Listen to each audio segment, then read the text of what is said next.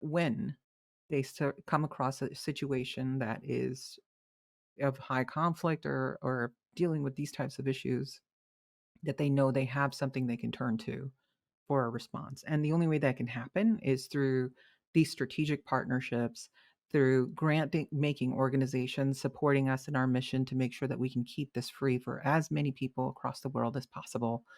And also to ensure that we're actually giving this power to the advocates, as Sandy mentioned, so they can do what they do best, right? They protect these individuals on a day in, day out basis. And if we're able to equip them with these tools, we're now amplifying their work X amount, right? Probably 100 times more than they were able to before, because now they can speak in any language they want.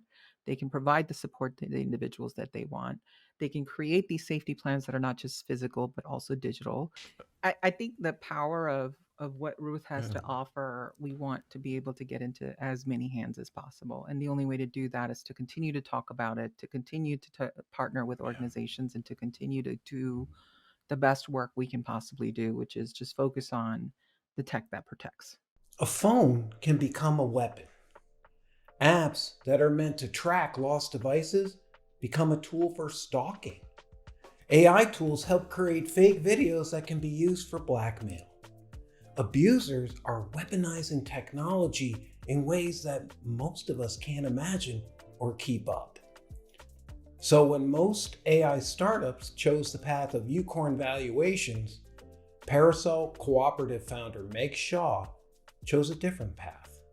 With an app that faces digital threats, whether you're a teen getting bullied or an elderly person getting scammed. Non-profit, mission-driven, where the stakeholders are people facing abuse or helping people who are under that threat. They're building something rarer than a billion-dollar company. They're building AI that you can trust. Founders' stories usually begin with an inspiration or two people putting an idea together, but sometimes it comes from the one thing that AI doesn't have that human beings have: real experience, multimodal. And by that I mean stepping in and using your experience to inspire a startup. So this is where great startups happen, when somebody not only could be the customer, but really is and has a passion for making sure that that service, what they're providing, is the best because they're one of the customers.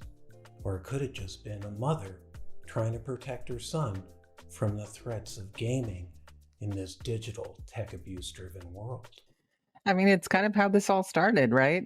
Like I was trying to keep up with my son playing video games, and I could not figure out what he was doing on there, and I was worried about the whole sextortion thing, so I went on to OpenAI and I asked a question about how do you talk about sextortion with your teenager, and it basically said, "Sorry, it's out of policy."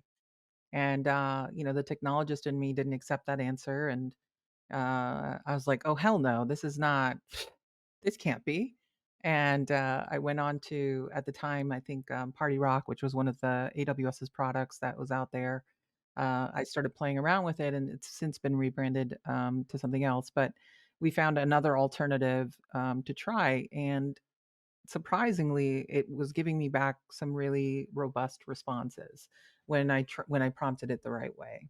And so I sent it over to Sandy, and I have this thing every time I get on a call, and I say that, so I did a thing, and everybody on the call at work just goes, "Oh no, here we go."